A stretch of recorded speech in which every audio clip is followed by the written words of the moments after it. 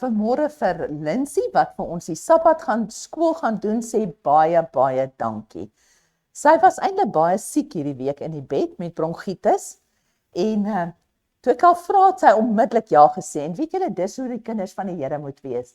As ons gevra word om iets te doen, moet ons nie eers twyfel, en ek sal terugkom na jou toe nie. Sy het onmiddellik ja gesê, en sy het vanoggend uit hierdie bed gekom, terwyl sy eintlik siek is, maar die Here het haar gestuur, en ek weet sy het iets spesiaals vir ons vandag. Baie dankie, Lindsay. Dankie, Sudie. Dis waardeer. Goeiemôre almal, hoe gaan dit vanoggend? Gaan dit goed? Ek is bly om julle almal te sien hierso vanoggend, en dis wonderlik om in 'n ander kerkie bietjie te wees en by ander mense te wees. En wat so wonderlik is, waar ook al jy gaan in Suid-Afrika of oor die wêreld, is ons kerke dieselfde. En ons doen dieselfde goeders, dit is net alles dieselfde, en dit maak jou so huis, it makes you feel at home. Ja. So, ek hoop julle gee nie om nie, ek gaan in Engels praat vanoggend, ek is maar Engels, en vir ons mense van Lurie Park wat dit al gehoor het, I'm sorry, you have to hear it again, but in any case, so, as jy my familie ken, ons is verskriklik lief vir geskiedenis. My oudste seun het sy meestersgraad in geskiedenis, my broers is almal geskiedenis, so ons hele lewe gaan om geskiedenis, ons is baie lief daarvoor. So as ek 'n sabbatskoolprogram gaan doen, of kan doen, then I prefer to do it about history, because Mrs. White said, you have nothing to fear, except if you forget how the Lord led you in the past. Amen. And I think it's good sometimes to remember the people from the past and the lessons that we can learn from them. And this quarter, my husband and I, we love to look at a program called Lineage. I don't know if any of you have ever seen the series Lineage. He also speaks about the history of the church, a lot of the history, Reformation. But this one, he does the women of the Reformation. We always hear about all the men of the Reformation, but there was a lot of women who played a major part in the Reformation. And I'm going to share 2 of their stories with you today and the lessons we can take from that. But before we start, let's just close our eyes in prayer. Dear Lord Jesus, our Heavenly Father, Lord, what a wonderful privilege it is to be here today. What a wonderful privilege that we can gather to worship you and to read your word and to learn more about you. Lord, I pray that you'll send your spirit into us today, that your spirit will be amongst us today, and that the messages we may hear not be from ourselves, Lord, but only from you. And may it be an encouragement to those who are sitting here today. We think of all those who could not be here today. We think of all the churches across the world. And we pray that you will be with them and keep them safe and close to your bosom. For we pray this in your holy name. Amen. Amen. So every quarter, before we start the song, every quarter I've done a different country. And the first country was actually from Germany, and it was Martin Luther's wife. And she had a very interesting history. She was actually a nun, and he helped her escape from the monastery. And then she said she will marry him. And he said no. And she said, I will marry you. And he did marry her. So, and then the second quarter, we did 2 ladies from Scotland. But today, I'm going to bring you 2 ladies from France and the Netherlands. But before we do that, I'd like us to sing together hymn 348. I think that's the one on. And when you sing this song reminds me of the Reformation, that our foundation is not built on humans, but on God alone. So when you sing it, see the Reformation in there and find what you can find of the Reformation in there. Thank you.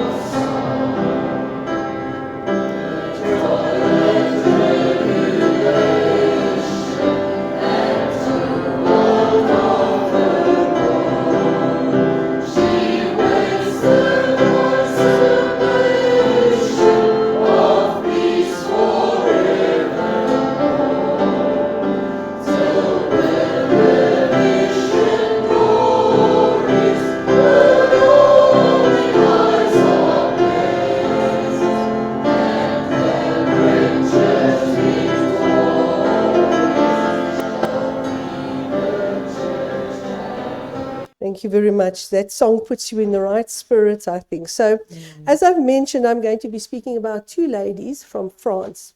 And the names of these ladies, and I'm probably going to butcher their names because they're French, is Louisa de Coligny and Marie Durand. Marie Durand's name is actually quite well known, but we're going to hear a little bit more about her later. And their lives remind us that the Reformation wasn't just carried forward by men, where they stood out, but many times by women who quietly and prayerfully led the church forward in not only supporting their husbands, but also by being leaders in the church at that time. And Mrs. White says, thank you for the people there at the back who are doing the computer for me. If I have to stand here and do it myself, I'll forget which ones I am. But Mrs. White says, the greatest want of the world is the want of men and women who will not be bought or sold, but who will stand for the right, though the heavens may fall. So Louisa de Coligny was born in 1555 into a very rich and prominent French Protestant family, or a Huguenot as they were known at that time. And some of us in this church have links to the Huguenot family, some of us sitting here. And her father was Gaspard II de Coligny, and he was a leader in the French army and also a statesman. And she grew up in a home deeply committed to the message of God and to Protestantism. But at the age of 16, she married Charles de Tillionnet, a fellow Protestant. But only a short time later, both he and her father were murdered in Paris during the St. Bartholomew Day massacre, which took place in 1572. I don't know if you know what the Bartholomew Day massacre was. The Bartholomew Day massacre, like I said, took place on the 24th of August, 1572. So the Protestants and the Catholics, the statesmen, had come together to Paris for a royal wedding. And this wedding was actually supposed to bring the Catholics and the Protestants together. But unfortunately, somebody made an attempt on her father's life, and the suspicions between the two groups started growing. And in the end, where they started taking out certain people of the Protestants, including her father, the mob, like they do in France, went ballistic. And so they started pulling all the Protestants out of their homes, killing them in the streets, both men, women, children.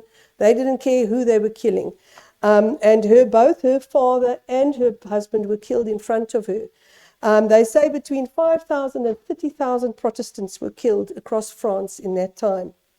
And it was really a very violent time for the Protestants. She escaped Paris, and she then moved to the Netherlands to get away from everything. And there she met a new man, and his name was William I of Orange. And actually, these people have a very interesting history. The Williams of Orange actually became kings in Britain later on. But in any case, so she married William I of Orange, and he was a leader in the Dutch revolt against Spain. And he was also a Protestant, obviously, and she became the stepmother to his two daughters, and they also had a son. But poor Louisa did not have any luck with husbands, because not a few months later, and he was murdered as well because of his Protestant beliefs by a Balthazar Gerard. And she actually warned her husband that this man is trouble. But men don't always listen to their wives, and he was unfortunately murdered. And so she took over his children and her own child with him, but she kept her Protestant faith strong. She obviously was a very educated woman, so she wrote many, many letters. For example, to Queen Elizabeth I, she wrote a letter, to Henry IV of France. So she kept on promoting the Protestant message so that it wouldn't die.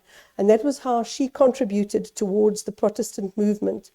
And Louisa's story teaches us that faithfulness, there can be faithfulness even through loss. She lost her father, both her husbands, and yet she continued to serve God and her people. And in Psalms 46 verse 1 we read, God is our refuge and strength, a very present time in trouble. And I'm sure if it wasn't for her faith in God, she wouldn't have stood strong.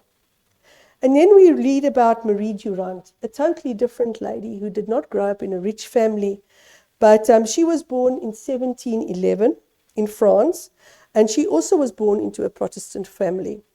And her brother was a preacher, a Protestant preacher.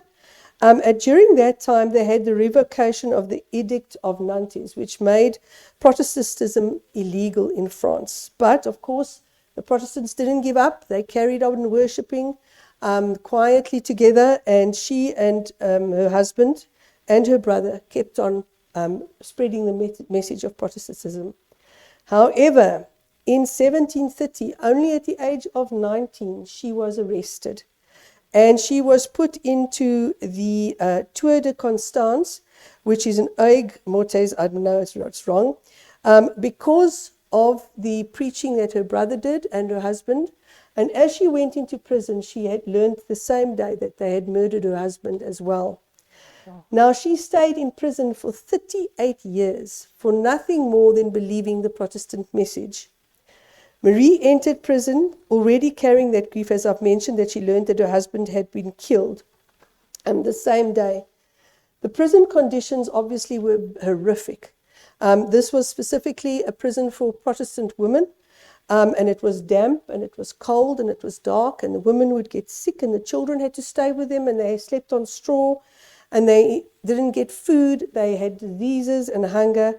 But Marie stood out above it all, and she was their support. For 38 years, she provided support for the women in that prison. And Marie also wrote letters. She was also an educated woman, even though she didn't come from a privileged class. And her letters still survive today. You can actually still go and see her letters that she would write to encourage the people. And every single day, the guards would come around to the women and say, "Give up your faith, then we will let you go." And for 38 years, she said, "None. I'm not giving up my faith." And she actually carved into the prison floor, she carved the words "resistor." So every time they would come there, the word "resistor" would be on her prison floor. And that's how she became known as the resistor. And as I've said, she was there for many, many years, and she was only released at the age of 57. But she provided such beautiful, tender care for the people around her, and obviously she was a lamp to them. And Marie teaches us faithfulness even under pressure or in any situation we find ourselves. And she refused to deny her Christ, even when freedom was offered in exchange. And I wonder sometimes for myself, if I was in that situation, if I would have been able to stand like these ladies stood. So what lessons can we learn from these ladies? So the first one is faithfulness is possible in every circumstance that you may find yourself. The lives of Louisa de Colonnay and Marie Durand remind us that faithfulness to God is not dependent on our circumstances. Both women endured experiences that could have shattered their faith and their lives, but they remained strong, even though Louise faced massacre in France and Marie faced an incredibly long prison sentence. Their stories teach us that faithfulness is not shaped by comfort, but by conviction. Scripture calls us to the same steadfastness. Be faithful unto death, and I will give you a crown of life. Revelations 2 verse 10. And Mrs. White affirms this truth and says, those who stand in defense of the truth and righteousness will feel the oppressive power of darkness, but God will be their refuge. Their faith encourages us to remain loyal to Christ, even when life becomes difficult, uncertain, or painful. Because as we know, as we get to the last days, things are not going to get easier. And we need to build our faith now so that we can stand when things get even worse. Courage often looks quiet and steadfast. Louise and Marie show us that courage is not always loud or dramatic. Sometimes it is expressed in quiet, daily obedience. Louise's courage was seen in her decision to continue serving God after witnessing the horrors of St. Bartholomew's Day massacre. Marie's courage was expressed in a single word carved out in her prison cell, resistor, a quiet declaration that she would not deny her faith And when freedom was offered in exchange, she stayed strong. God is our refuge and strength, a very present help in trouble. Psalms 46 verse 1. That's something you need to underline in your Bible. He's always there for us. Ellen White writes, in every crisis, we must have a firm reliance upon God. Their example encourages us to practice quiet courage in our own lives. Not everybody needs to know what you're doing, but you and the Lord need to carry that together. Choosing integrity, kindness, and faithfulness, even when no one is watching. The third lesson we can learn is suffering can become a witness for Christ. Both women demonstrated that suffering does not silence a believer's witness. It can amplify it. Louisa's losses shaped her into a compassionate advocate for the Protestant believers, and Marie's imprisonment made her a spiritual anchor for a dozen women who shared her captivity. Their suffering became a platform through which God revealed His strength and grace. Paul's words ring true in their lives. We are hard-pressed on every side, yet not crushed, perplexed, but not in despair. 2 Corinthians 4 verse 8 to 10. And Ellen White reminds us, trials are often permitted to teach us the value of obedience.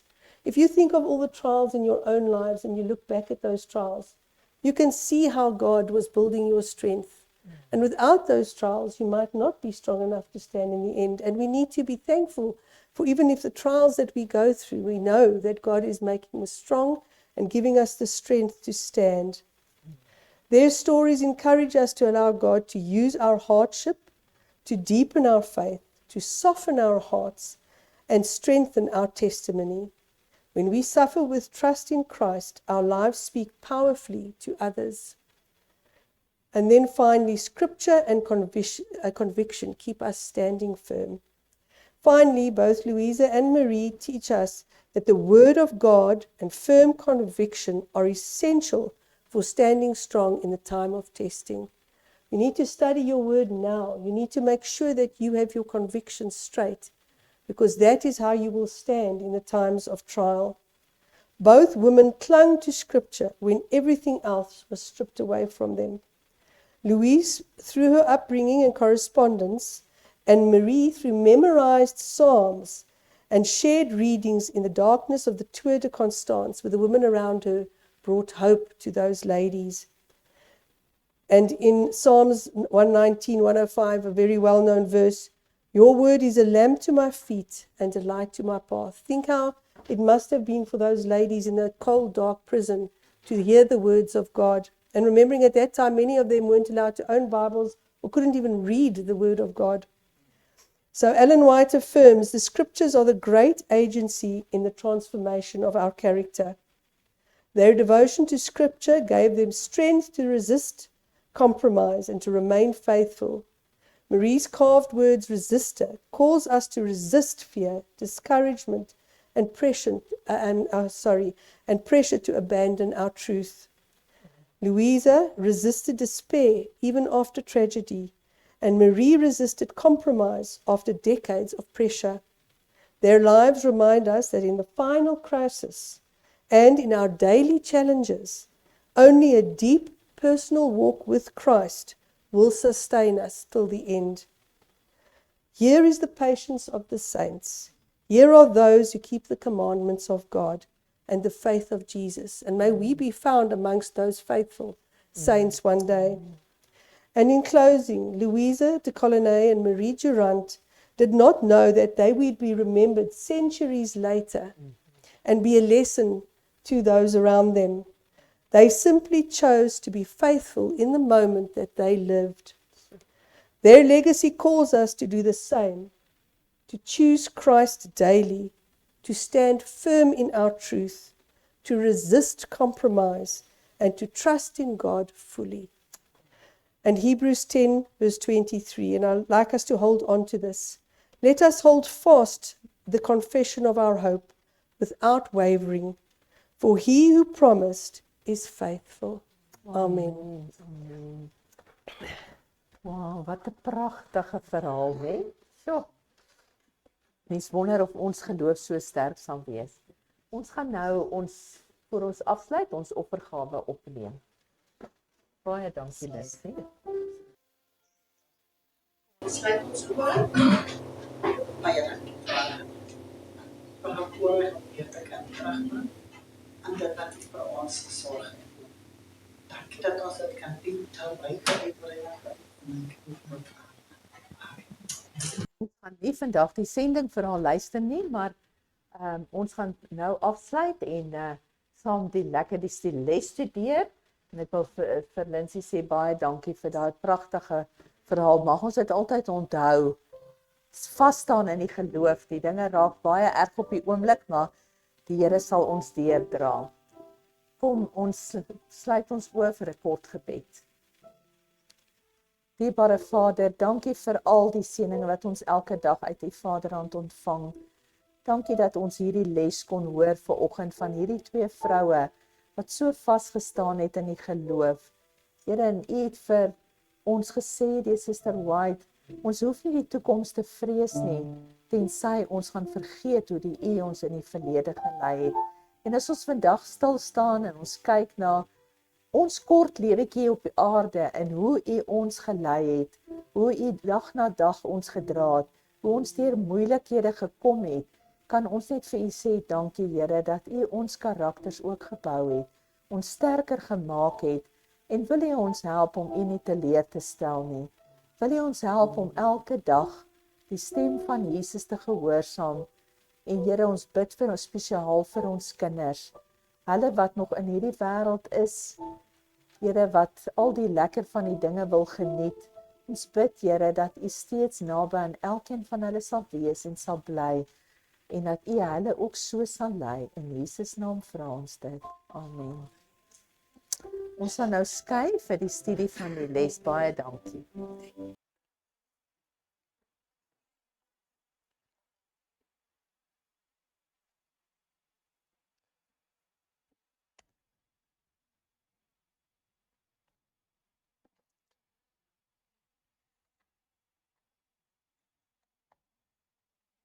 Baie welkom by ons lesstudie vanmôre. En ek hoop u het jouself so vol gemaak met alles wat geskryf is in hierdie boek, sodat ek nie nodig het om baie te praat nie. Ek sal net sulke sleutelwoorde gee en dan gee my maar asseblief inlig en help met hierdie ding. Kom ons bid saam. Ons Vader in Hemel, ek bid U teenwoordigheid in hierdie lesstudie en dat U elkeen van ons se gedagtes sal aanraak deur die Heilige Gees en dat ons weer eens bemoedig sal word deur ons koning Jesus Christus en die teenwoordigheid van die Heilige Gees. Ons bid dit in Jesus naam. Amen.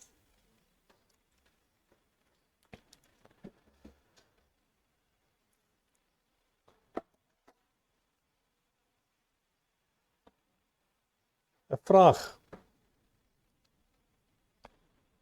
Het Jesus opgestaan?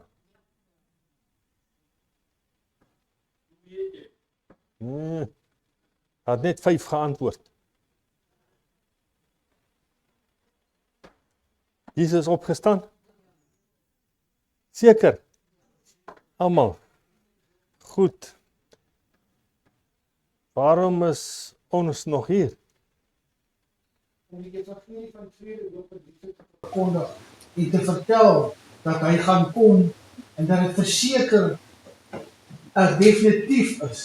Soos wat die son elke dag opkom en soos wat hy elke dag sak om die begin van die volgende dag aan te kondig. So is dit 'n versekering dat hy gaan kom, want die verganklike wêreld kan hom nie beërf nie. Net die geestelike wat ons nou aan moet werk en ons karakter soos die van Christus moet vorm om die ewige lewe te kan beerwe. Ek nou my lewe daarvolgens inrig om vir hom te arbei in sy wil. Baie dankie. Die geheele teks som het baie mooi op. Hoekom ons nog hierso is. And if Christ is not risen, then our preaching is empty and your faith is also empty. And if Christ is not risen, your faith is futile, and you are still in our sins. So met ander woorde, die Here het dit ekskuus. Ons het nog nie ons werk gedoen. Ons het nog nie ons werk gedoen. Ons werk is nog nie klaar. Skaars begin.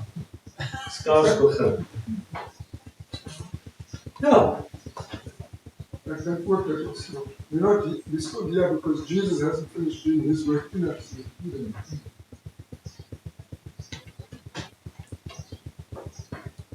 dis baie goed. So, eintlik het ons nou die les deur gegaan.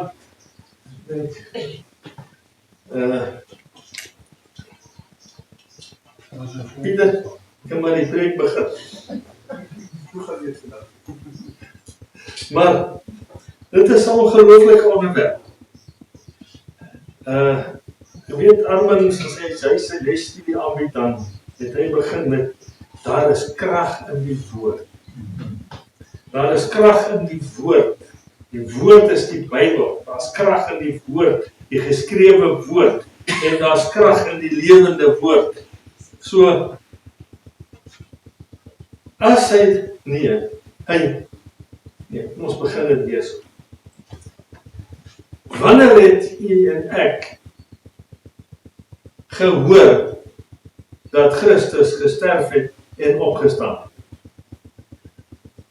Van kindsbeen af. As jy in 'n huis groot geraak het waar daar die evangelie van vrede hoop aan jou verkondig is en weer dat jou ouers jou van die waarheid vertel het in die kinderbybel, kan ek onthou met my ma vir ons die verhale gelees.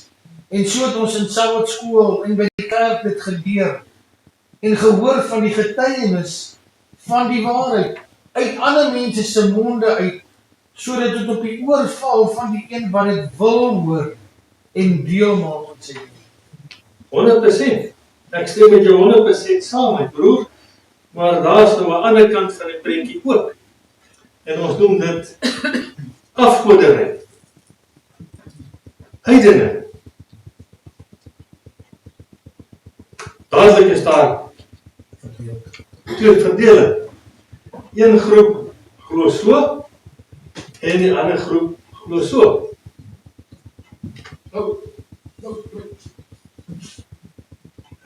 Die vraag ontstaan wille kere.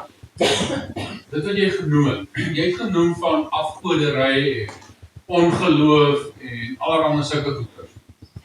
Sê jy dat? Daar is meer as een siening omtrent. Wil ons omdraai en sê, as ek nie hier waar ek vandag is, in groot geword het ek dalk nie geleer van dit. Ek wil my verstout om te sê, maar op grond waarvan baseer ons dit? Ons praat van die woord. Ok? Daar's meer as een woord. Stem ons saam? Ek hoor Meer as een woord, want as jy gaan kyk na die verskillende Bybelvertalings wat daar is, en ek praat nie van Afrikaans, Engels, Duits en Grieks, ek praat van Bybelvertalings, met ander woorde, die weergawes van die Bybel. Daar's meer as een van hulle. So nou, watter een staan hy? As ek geleer is, as jongeling, dat ek moet uit hierdie leer stel, wat die Bybel is. Dis waarop ek my basis gegrond is. Nou wil jy my kom vertel, ek is verkeerd.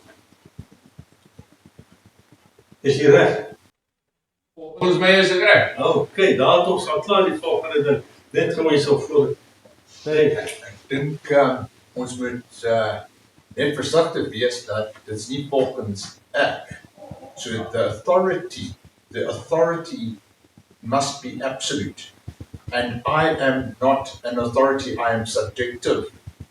So there's an objective authority which is established on objective truth.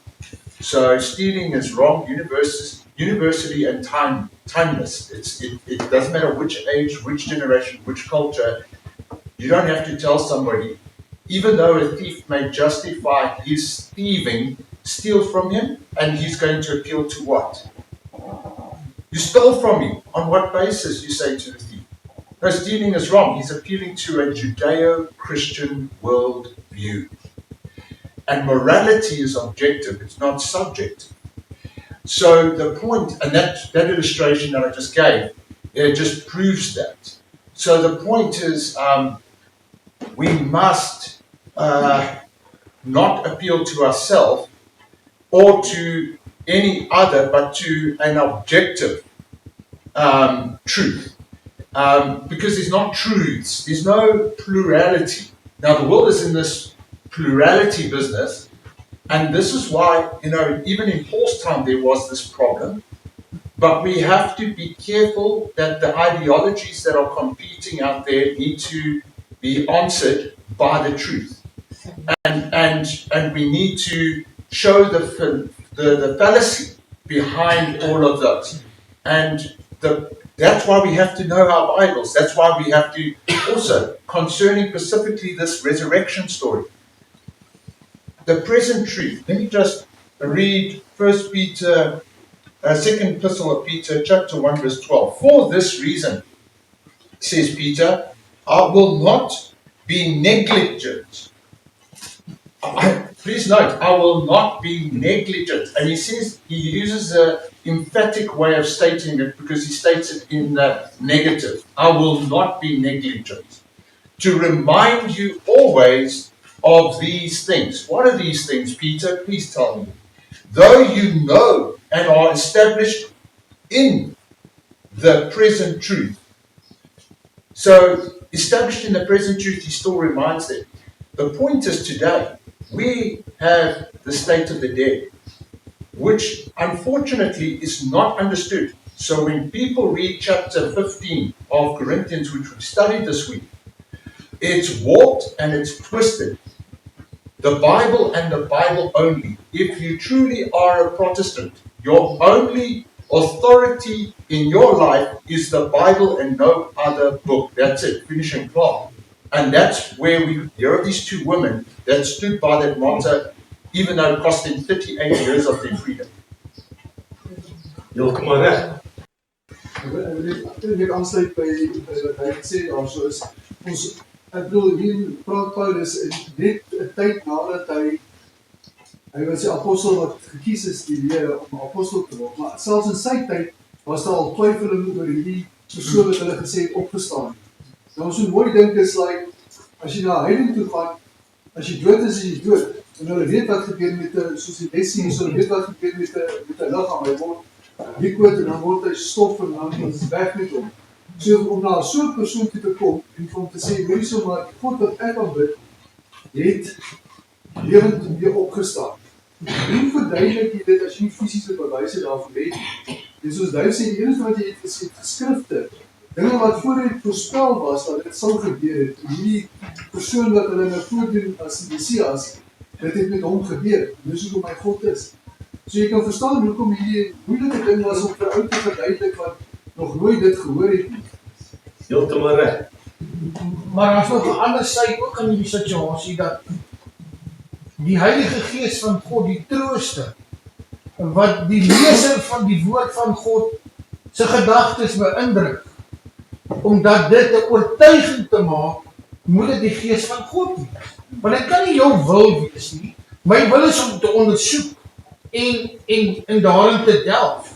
Maar die waarheid word bevestig deur die Gees van God in jou vaardig te maak, deur dit jouself toewy om ondersoekend in sy woord te wees, om van hom te leer en dit 'n roetine te maak waarvan jy nie wil afwyk nie.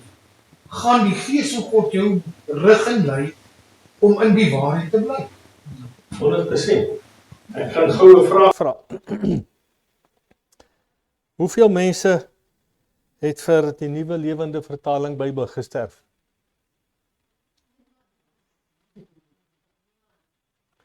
Hoeveel het vir die clear word gesterf? Hoeveel het vir die boodskap gesterf? Vir watter woord het hulle gesterf? Vir die oorspronklike, die gospel, soos wat hy gekom het van die apostels af. Daar is jou vraag geantwoord, Boesit. Daar is geen, alles is net verskonings. Alles is verskonings. As ons het die waarheid in die ou vertaling, en dat dit is die lewende woord, wat in ons deurdring, interessant genoeg, wanneer ek die Bybel lees, dan hoor ek, toe het die geleerdes, die besweerders, die galdeers en die waarsêers gekom. En hulle het die droom vertel, maar hulle het sy uitlegging my nie bekend gemaak. So almal wat hulle eie interpretasie aan elke nuwe vertaling sit, is nie deur God geïnspireer nie. Want hulle sal nie en kan nie die droom en sy betekenis uitlei nie. So, daar, as Christenmense, as kinders van die Here, neem ons aan, en ons neem dit met 'n reikhalsendheid aan, ons maak dit ons eie, dat hierdie woord lewe in ons, of 'n versigtiging na lewe in ons openbaar, sodat ons meer kan leer van die skrywer, van die woord. Die ander rigting, en dis waarmee Paulus gesukkel het. Hier's ouens wat uit afgoderry uitgekom het. Hulle was heidene. Hulle het noem dit wat se gode geglo. So hulle het 'n probleem gehad met die opstanding van Christus.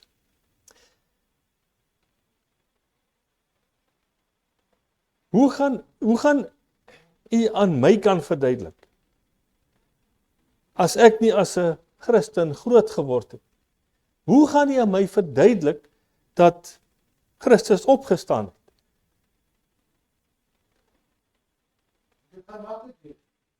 Hy wat die vloek oor die mens gebring het, die eerste Adam, het in sonde gesterf, maar was volmaak geskaap. Maar die een wat in sonde gebore is, wat 'n wonderwerk was, want hy was uit 'n maagd uit gebore, die Gees van God het dit bewerkstellig. Hy neem die vloek van die sonde op hom, soos wat Josef deur sy broers verkoop was, geslaan was, wou hom doodmaak. Hierdie broer was deur sy eie broers die sonde op hom gebring. Die vloek het hy alles op hom geneem, soos 'n slagding het hy nie hom teëgestaan teen dit.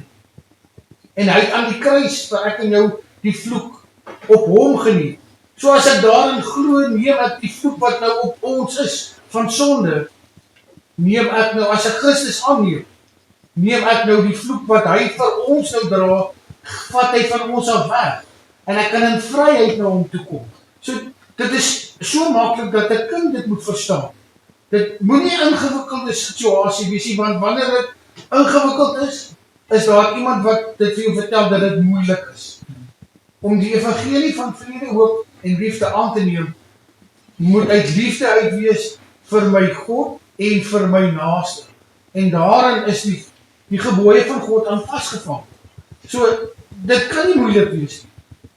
Dis aanvaarbaar vir almal om dit te hoor, maar om dit reg te hoor, moet jy self daarin ondersoek instel, of wat jy gehoor het, waar is. En dit bring vir jou vryheid, wat alle verstand te boven. Ons hoor, ons deel kennis, dis 'n baie goeie begin. So,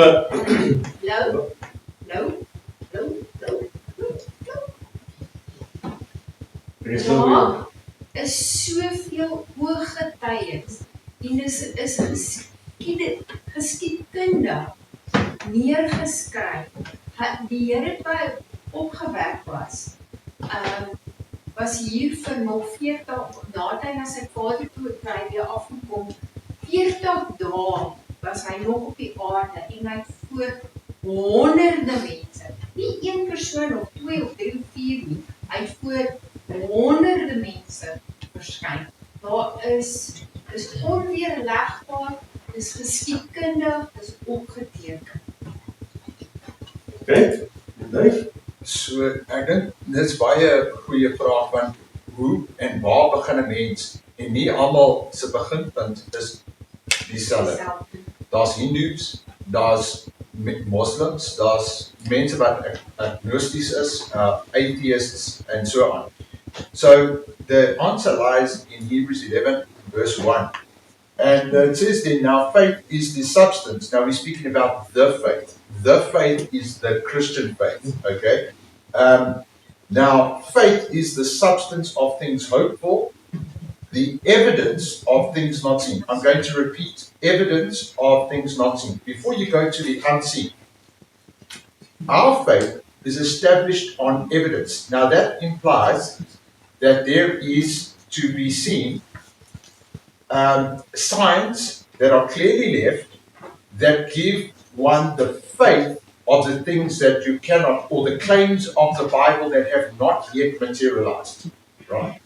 So we take all the Bhagavad Gita for the Hindus and the Vedas and their so-called sacred writings, and you take the Quran and you say, okay, let's sort it out. Let's look at the evidence. Let's be right. We want to search truth. And you must know this is why we have to know. We need to be confident, not be scared to put our Bible there and our faith on the line. Because if it's tried and tested, this is not a complicated test.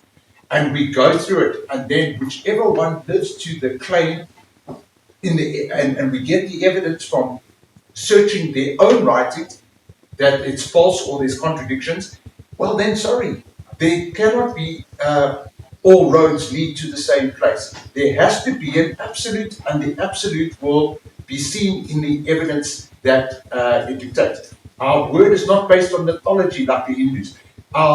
We don't have a mythological religion. We're not mystics. We have an evidence-based faith that is steeped in historicity. Going back to history again, I love history as well. And that's why we can be assured that the Bible is true. And as our sister said, the Chatainist, you will die for a delusion or a lie. I mean, let's just look at it from our own empirical evidence.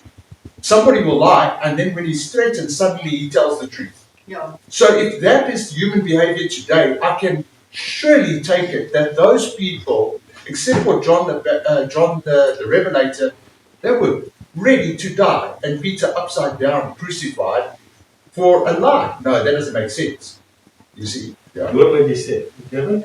We don't have time to necessarily to have opportunity to have a Bible study, in-depth Bible study. Our lives must testify. Number one, if you find opportunity to study, like Dave says, fine. But everyday life, the life testifies. Heeltemal reg. Ek dink ons kan terugkyk na Paulus. Al daai ander gelowiges se grondbeginsel, die man wat die geloof begin het gesterf. Ons het gesterf en opgestaan en is lewe. Daar's ook nie 'n graf wat ons hoef te besoek nie, want hy is die lewende God wat die dood oorwin het, sodat daardie vloek nie op ons hoef te wees nie. Net soos wat Paulus nou in die Korintiërs gaan die woord gebring het. Hulle het begin. En hulle het begin, dit wat hulle in hulle hande gehad het, was die Ou Testament. Net dit. En die Ou Testament het 'n Messias beloof. En Paulus moes kom verduidelik dat die Messias wel gekom het. En dit was deur ooggetuies, verslaaf van ooggetuies wat hy bymekaar gemaak het. Maar nog steeds was dit baie moeilik. Ek dink wat nie hier gesê word nie, is dat vir Paulus gevra is, maar hoe weet jy? Jy het hom nie gesien nie. Jy was nie saam met hom daar toe hy so op die aarde gewandel het. Maar Dan het Paulus 'n wonderlike openbaring wat hy bring. En hy gaan vir die mense vertel. Hierdie ou wat hier staan, het daardie Messias se boodskap probeer onderdruk. Ek het die mense doodgemaak wat dit so vertel het. Maar ek het hom gesien. Hy het met my gepraat. Ek het hom gehoor. Ek as persoon het hom gehoor. En dit is die getuienis wat hy gelewer het. Om hierdie ouens tot daai finale stapie te bring. Van die Messias het gekom, ons aanvaar dit, totdat hierdie Messias vir my sonde kom sterf het. En hierdie Messias met sy eie woorde gesê het, ek het die mag om my lewe neer te lê en ek het die mag om dit op te neem. Hier het hy homself as God verklaar. Hoe kan 'n God in die graf bly? Soos gaan nie verder daaroor praat. Yes, bro. Says in 2 Peter that they have not followed cunningly divine fables, but they have our witness of his glory. The number later said, but they have a more sure word of prophecy, what was alluded to earlier on. But to that answer, have you seen Jesus risen? I can ask, have you seen gravity? Ja, ek het dit gevoel. You see the results? Ek voel dit, ja. En dis gesê, kyk na my kind. Ek was so sleg. Ek is nog sleg, maar baie beter is op dit pas. That's the results of one that is risen. Ja, en ons is so, en omdat ons beter word deur die dag, of by die dag. Dis die pad wat ons heiligmaking noem. Omdat ek reeds die geregtigheid van Christus aangetrek het deur die doop, of die aanneem van hom, het ek dit aangetrek. Nou is ons op die pad van heiligmaking. Is dit 'n maklike pad? Nee, want soos vir Gavin gesê het, ons lewe moet 'n voorbeeld wees van dit wat ek glo. En baie keer dop ek die toets. Totaal en al. En as ek trots daarop om dit te sê, nee, ek is nie trots daarop om dit self eers te noem nie. Maar ek kan ook nie wegkruip agter die verskoning dat ons maar nog steeds mense is.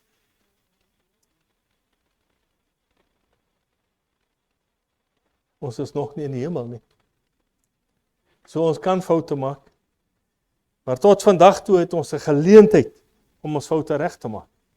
Om te sê, jammer, en ons kan herstel word. Hierdie Christus wat opgestaan het, is ons enigste hoop. Vir die toegewyde Christen. As dit nie vir Christus se opstanding was nie, wat was die doel daarvan, of wat is die doel daarvan om vandag hier te sit? Dan was ons bestaan soos in, sou dit ons geplaat as ons hooploos was. Ons sou nie van 'n beter weg gewees het. Paul says if Christ had not stood up, we'd be the ellendigste van alle mense. But I feel that's also the wrong attitude. We should want to serve God irrespective of any reward. It must be a pleasure to serve Him, even if we're not going to go to heaven. It must still be better being a Christian than being in the world, even if there is no reward. Dis 'n baie goeie uitgangspunt. Dis baie goed om dit so te sê. Petrus was in die teenwoordigheid van Christus. In ryk afstand as persoon. Net hier. En toe sink hy. Hoe vinnig sink 'n klip in die water? Daar's 'n woord, ploink. Is nie waar nie? Hoe vinnig het Petrus gesink? So, al wat hy kon uitkry, dink ek die laaste woorde was so 'n borrel hier in die water. Here help. En Here dadelik kom gegryp, want hy was binne afstand. So in die Here se teenwoordigheid kan ek begin twyfel. Want ek kyk om my rond na my medemens en ek kyk na die wêreld en ek sien, joe, maar hierdie ouens, hulle ry dan maar mooi karre oor. Kom jy van George af terug nou die dag en ek sê vir Sonet, hier kom nou man by ons verby. Die motor se prys is so 1,6 miljoen rand. En nou kom nog 'n ene verby. So 'n bietjie 'n platter ene, hy so 3,7 omtrent. Dis miljoene rande. Miljoene rande. En dan dink ek myself, een van my kar se wiele kos R800. Ek sal moet begin spaar vir so iets. Jy hoor wat ek sê, waar is my gedagtes op die oomblik? Op dit wat die wêreld kan bied. Kyk hoe die wêreld vir hierdie ou gesorg. Ek noem dit maar net 'n voorbeeld. Maar dan met geestesoë, met 'n lewe wat aan Christus toegewy is, kyk ek op en ek sê, Here, jy het my in die verlede daaruit gehelp en jy gaan my nou weer help. En ek is trots om dit te sê. Hoe, Gavin? Ons is nie bang om dit te sê. Want soos hy ons in die verlede gelei het, gaan hy ons in die toekoms lei. So ek het nie nodig om te bly, ag ekskuus tog, ek is maar 'n sondaar. Ek het nie nodig om in daai posisie te bly nie. Want as jy klaar gebid het, wat doen jy? Staan op. Staan op, staan op. As jy gebid het, jy kan nie die hele tyd op jou knieë bly nie. Staan op. Staan op en neem die belofte aan wat die Here jou gegee het. Ons gaan aan. Ons het hierdie gedeelte wat praat oor doodgaan. Geestelik of iewers moet iets sterf en weer gebore word. En dit is wat die doop ook vir ons sê. Ons lê die ou mens af en daar word 'n nuwe wese gebore. Dan wonder ek, hoe werk dit? Ons het, die vraag word gevra, Dinsdag en Woensdag is 'n baie goeie vervolg op Dinsdag se gedeelte. So hoe verstaan ek dit? Hoe verstaan ek dit? Ek het iets saamgebring vandag. Ek gaan hulle nou nie almal uitgooi. Maar glo my, dis pampoenpitte. Kan dit almal sien? Jy seker 100. En hulle is, ek kan hulle een vir een tel, met ander woorde, hulle is individueel, né? Dis nie 'n pampoenpit nie, dis 'n klomp pampoenpitte. So elke een is 'n pit op sy eie.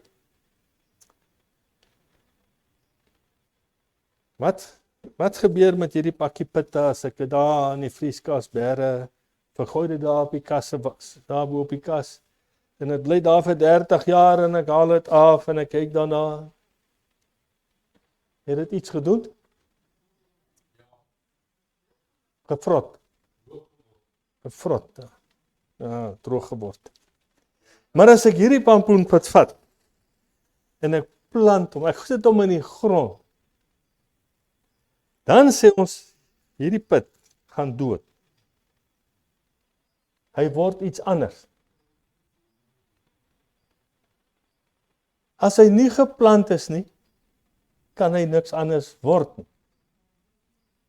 So, as ek nou vandag besluit om die Here aan te neem, en ek wil nou gedoop word, dan is my lewe, my liggaam, soos hierdie put.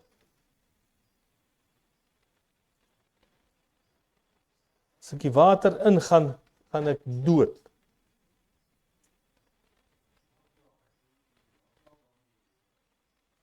Jy gaan jou arm lang hoog hou. So, wat ons vir jy sê? Die dag as ek gedoop word, dan word ek gedoop. Die ou liggaam, die ou lewe word begrawe. Dis weg. Dis altyd weg. Maar daar kom iets nuuts uit die put uit wat begrawe is. Daar kom 'n nuwe lewe uit hom uit. Dit is die wedergeboorte, wat dan nou bevestig is deur die doop. Dis 'n baie interessante konsep, ons kan baie daaroor praat, maar wedergeboorte is iets wat amper plaasvind net voor jy gedoop word. Want as jy nie wedergebore is nie, hoekom wil jy gedoop word? U hoor wat ek vra? So uit hierdie enkele put uit kom 'n plant wat nie soos die put lyk nie. Glad nie.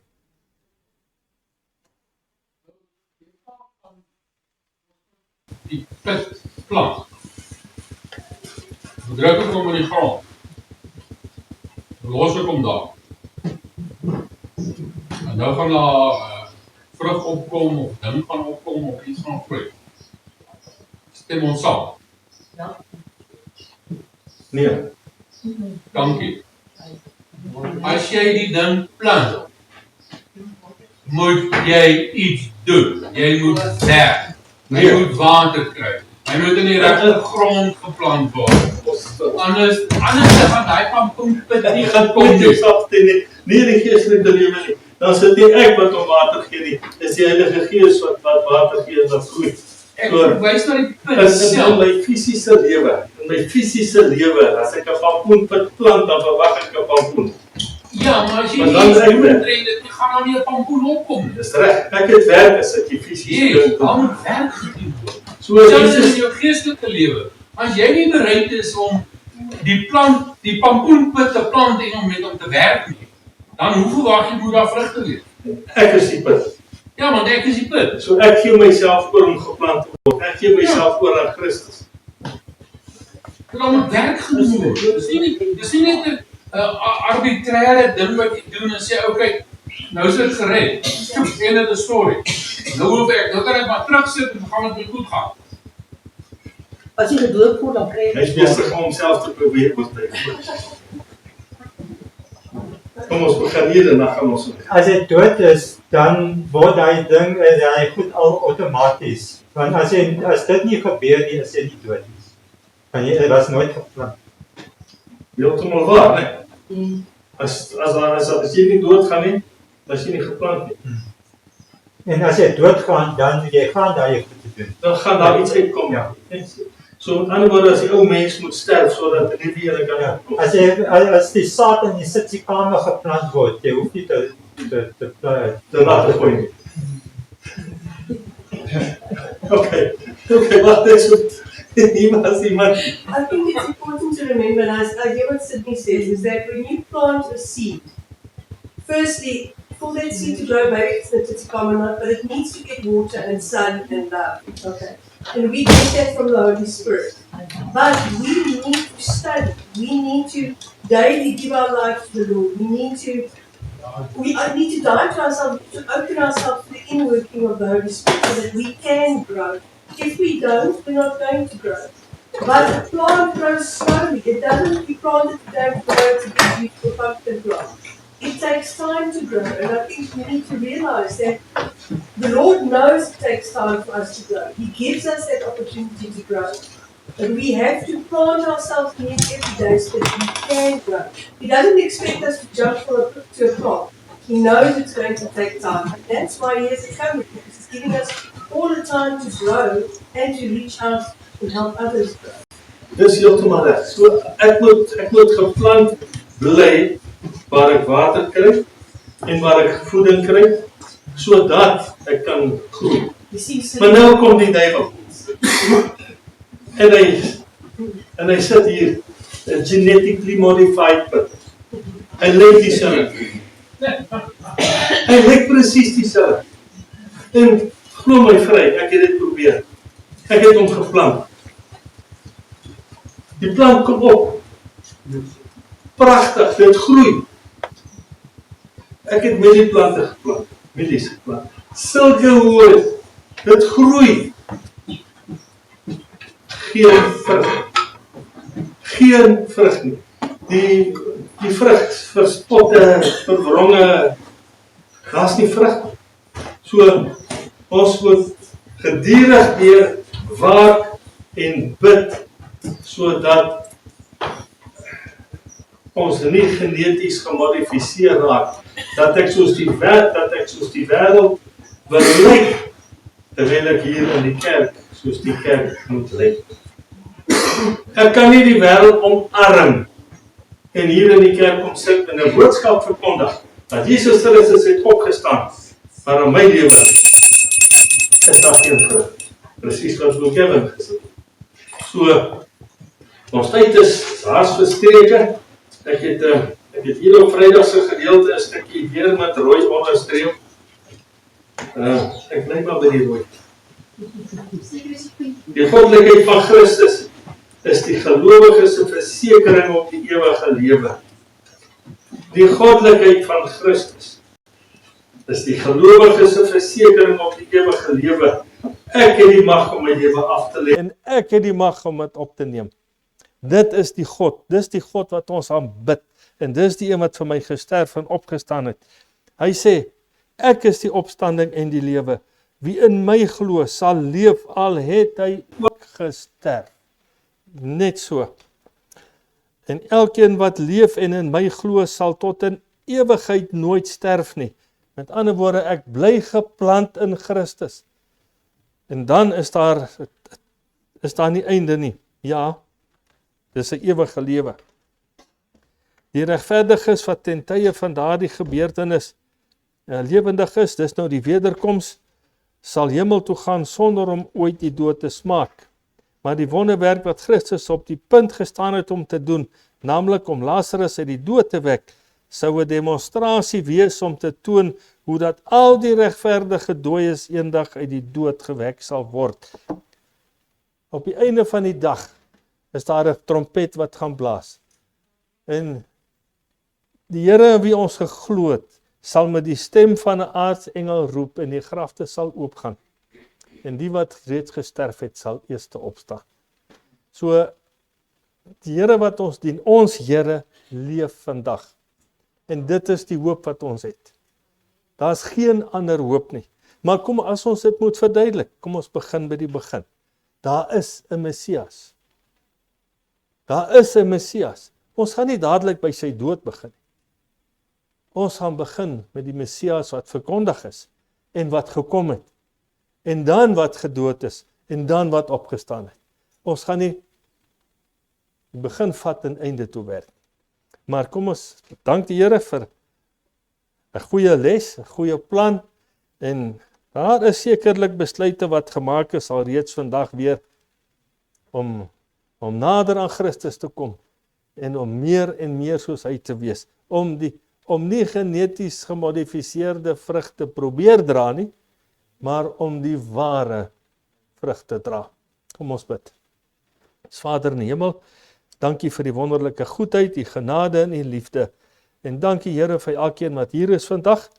En dankie dat U ons nooit alleen los nie. Dankie dat U elke tree van hierdie weg wat ons bewandel met ons is. En dat U beloof het, U sal ons nooit begewe en nooit verlaat nie. Here, ons wag op die wederkoms. Ons sien uit daarna met 'n reikhalsende verlange. En Here, aan die dag as ek twyfel, wil U Heilige Gees stuur om arms om my te slaan en om my te bemoedig en woorde van hoop in my oor te fluister. Staan op. Staan net op. Want die duiwel is 'n verslaane vyand. Kom ons hou hierdie gedagte lewend in ons lewens en mag die Here daardeur verheerlik word. Amen.